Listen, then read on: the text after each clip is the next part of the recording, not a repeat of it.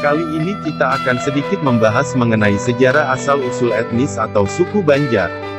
Karena selama ini kita hanya tahu jika sebagian besar penduduk di Kalimantan Selatan adalah suku Banjar. Walaupun ada juga suku Banjar di Kalimantan Barat, Kalimantan Tengah dan Timur atau di provinsi lainnya di Indonesia. Tapi, pernahkah kita bertanya, dari manakah suku Banjar berasal? Tonton hingga selesai agar tidak terjadi gagal paham. Penasaran? Mari kita simak.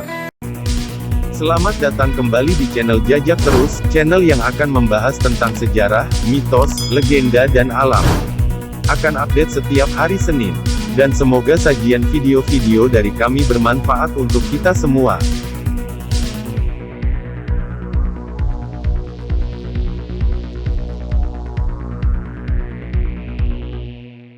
Sejarah asal-usul terbentuknya etnis atau suku Banjar. Suku Banjar adalah suku bangsa yang menduduki wilayah Kalimantan Selatan, serta beberapa daerah di Kalimantan Tengah dan beberapa daerah di Kalimantan Timur. Kecuali di Kabupaten Kota Baru. Populasi suku Banjar dengan jumlah signifikan juga dapat ditemui di wilayah Riau, Jambi, Sumatera Utara dan Semenanjung Malaysia karena migrasi orang Banjar abad ke-19 ke Kepulauan Melayu. Suku bangsa Banjar berasal dari kawasan Banjar yang merupakan pembauran warga Das Bahan, Das Barito, Das Martapura dan Das Tabanio. Sungai Barito Babak Hilir merupakan pusatnya suku Banjar. Kemunculan suku Banjar bukan hanya sebagai pemikiran etnis tetapi juga pemikiran politis, sosiologis, dan agamis. Etimologis. Menurut Hikayat Banjar, dahulu kala masyarakat Kalimantan Selatan menyebut dirinya berdasarkan asal kawasan arus sungai, misalnya Urang Batang Alai, Urang Batang Amandit, Urang Batang Tabalong, Urang Batang Balangan, Urang Batang Labuan Amas, dan sebagainya. Sedangkan nama Banjar, menurut Hikayat Banjar pada mulanya berasal dari nama kampung Banjar yang telah ada di muara Sungai Kuin, di tepi kanan Sungai Barito. Kampung ini dipimpin oleh seorang pati atau kepala kampung yang bernama Pati Sedang. Gabungan nama kampung Banjar dan nama patinya tersebut sehingga kampung ini semakin dikenal sebagai Banjar Sedang. Kelak kampung ini mengembang menjadi Kerajaan Banjar Sedang. Dengan Raja pertama Sultan Suryansyah, yang merupakan keponakan dari Raja Kerajaan Negara Daha yang telah ada di pedalaman. Kerajaan Banjar Sedang, merupakan kerajaan baru yang muncul karena memisahkan diri dari negara Daha. Kerajaan Banjar Sedang, dengan rakyatnya yang dikenal sebagai orang Banjarmasin, merupakan entitas politik yang dibenturkan dengan orang negara Daha yang merupakan warga negara Kerajaan Negara Daha yang menjadi rivalnya. Kerajaan Negara Daha atau dinamakan juga kawasan hulu sungai, akibatnya sukses ditaklukkan dan wilayahnya dimasukkan ke dalam Kerajaan Banjarmasin. Kekuatan Kerajaan Banjar Sedang didukung penuh oleh Kesultanan Demak yang memberi persyaratan bahwa raja dan rakyat Banjar Sedang harus menerima agama baru yaitu agama Islam, yang kini menjadi identitas orang Banjar sebagai etnoreligius atau kultur grup Muslim.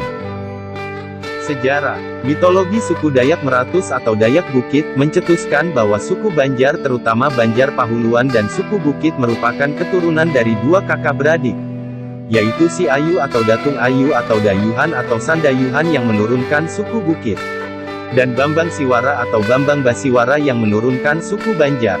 Dalam Hasanah Kisah Prosa Rakyat berbahasa Dayak Meratus, ditemukan legenda yang sifatnya mengakui atau bahkan melegalkan keserumpunan genetika atau saling berkerabat secara genealogis orang Banjar dengan orang Dayak Meratus. Dalam kisah prosa rakyat berbahasa Dayak Meratus dimaksud, terungkap bahwa nenek moyang orang Banjar yang bernama Bambang Basiwara adalah saudara kandung yang lebih muda dari nenek moyang orang Dayak Meratus yang bernama Sandayuhan.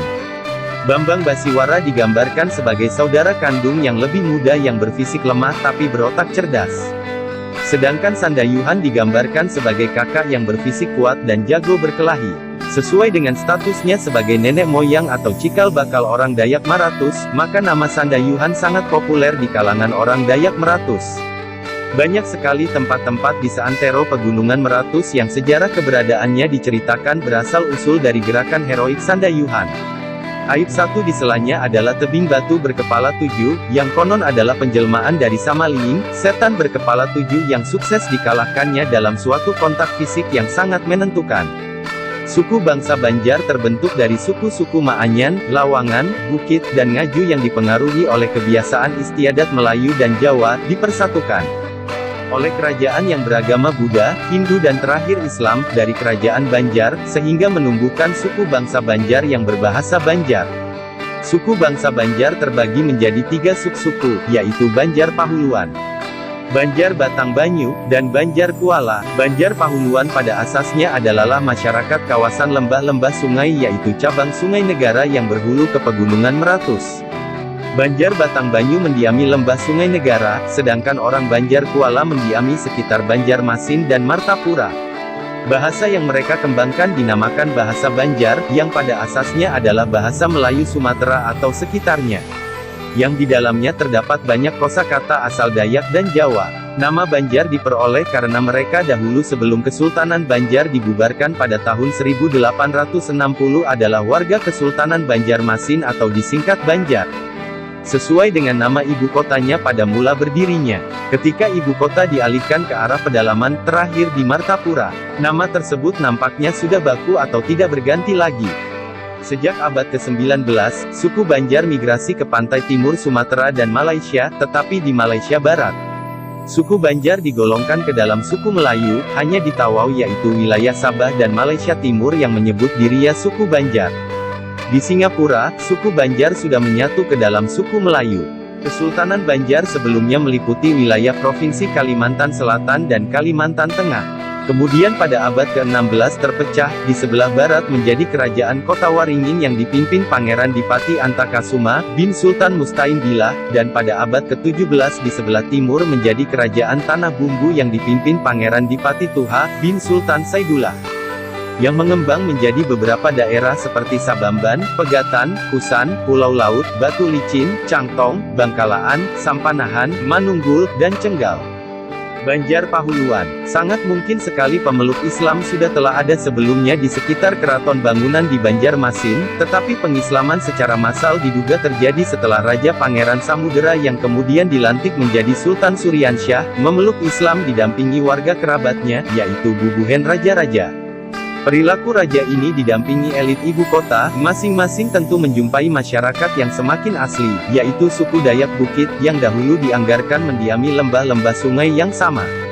Dengan memperhatikan bahasa yang dikembangkannya, suku Dayak Bukit adalah satu asal-usul dengan cikal bakal suku Banjar, yaitu sama-sama berasal dari Sumatera atau sekitarnya, tetapi mereka lebih dahulu menetap.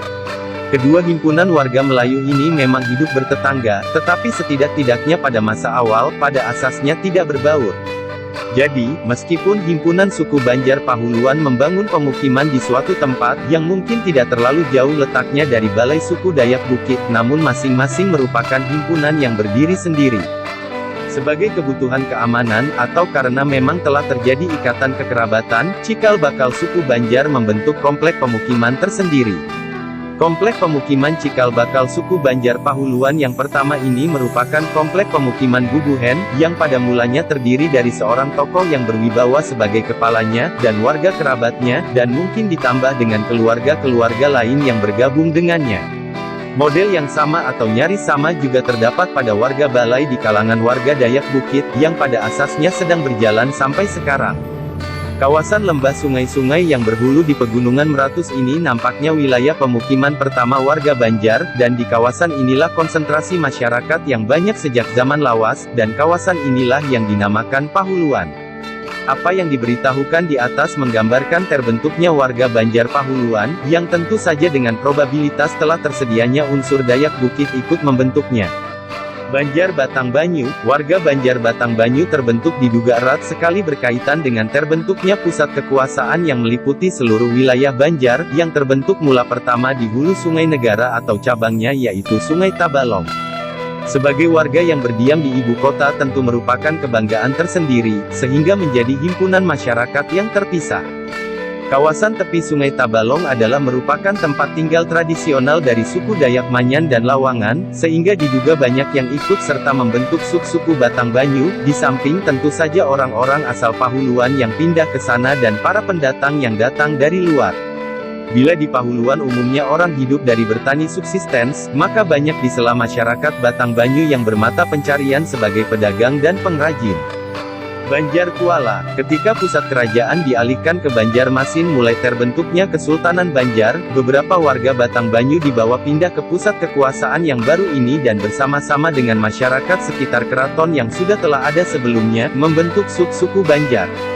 Di kawasan ini mereka berjumpa dengan suku Dayak Ngaju, yang seperti halnya dengan warga Dayak Bukit dan warga Dayak Manyan atau Lawangan, banyak di sela mereka yang akibatnya melebur ke dalam warga Banjar.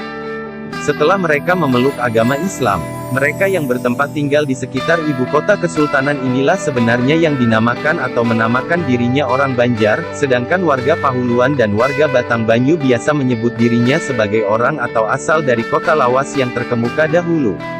Tetapi bila telah tersedia di luar tanah Banjar, mereka itu tanpa kecuali mengaku sebagai orang Banjar. Tidak sama dengan argumen Profesor Dr. Haji Alfani Daud, seorang penulis buku tentang deskripsi dan analisa kebudayaan Banjar, yang mencetuskan bahwa inti suku Banjar adalah para pendatang Melayu dari Sumatera dan sekitarnya. Maka argumen Idwar Saleh, seorang guru besar sejarah Universitas Lambung Mangkurat Banjarmasin, justru semakin menekankan bahwa masyarakat asli suku Dayak adalah inti suku Banjar yang kemudian bercampur membentuk kesatuan politik sebagaimana bangsa Indonesia dilengkapi dengan bahasa Indonesianya. Yang pertama tinggal di kawasan Banjar Kuala sampai dengan kawasan Martapura. Yang kedua tinggal di sepanjang Sungai Tabalong dari muaranya di Sungai Barito sampai dengan Kalua. Yang ketiga tinggal di kaki pegunungan Meratus dari Tanjung sampai Pelaihari. Himpunan Banjar Kuala berasal dari kesatuan etnik Ngaju.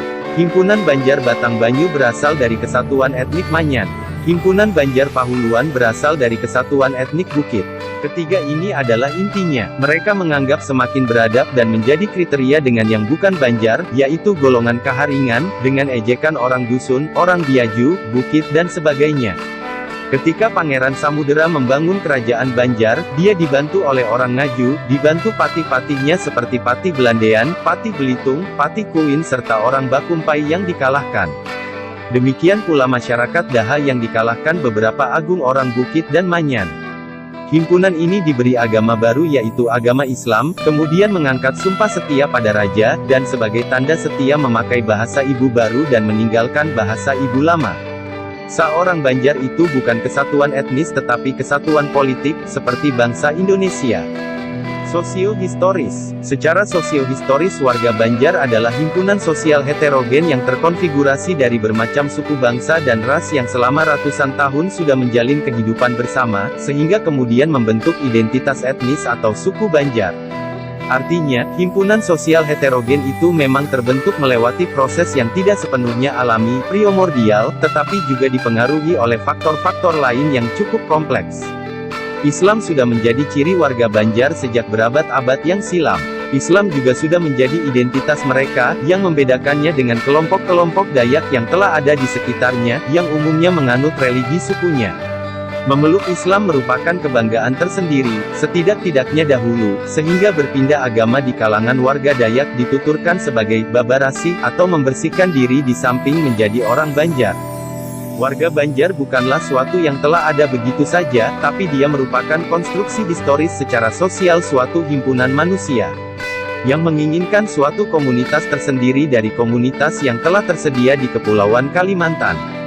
Etnik Banjar merupakan pertemuan bermacam himpunan etnik yang mempunyai asal-usul beragam yang dihasilkan dari sebuah proses sosial warga yang telah ada di kawasan ini, dengan titik berangkat pada proses Islamisasi yang diterapkan oleh Demak sebagai syarat berdirinya Kesultanan Banjar. Banjar sebelum berdirinya Kesultanan Islam Banjar belumlah dapat dituturkan sebagai sebuah kesatuan identitas suku atau agama, namun semakin tepat merupakan identitas yang merujuk pada kawasan teritorial tertentu yang menjadi tempat tinggal. Suku Banjar yang semula terbentuk sebagai entitas politik terbagi tiga grup berdasarkan teritorialnya dan unsur pembentuk suku berdasarkan perspektif kultural dan genetis yang menggambarkan percampuran masyarakat pendatang dengan masyarakat asli Dayak. Dengan mengambil argumen Idwar Saleh tentang inti suku Banjar, maka percampuran suku Banjar dengan suku Dayak Ngaju atau suku serumpunnya yaitu Himpunan Barito Barat yang telah ada di sebelah barat Banjarmasin, Kalimantan Tengah dapat kita asumsikan sebagai Himpunan Banjar Kuala juga. Di sebelah utara Kalimantan Selatan terjadi percampuran suku Banjar dengan suku Manyan atau suku serumpunnya yaitu Himpunan Barito Timur seperti Dusun, Lawangan dan suku Pasir di Kalimantan Timur yang juga berbahasa Lawangan, dapat kita asumsikan sebagai Himpunan Banjar Batang Banyu. Percampuran suku Banjar di Tenggara Kalimantan yang banyak terdapat suku Bukit kita asumsikan sebagai Banjar Pahuluan.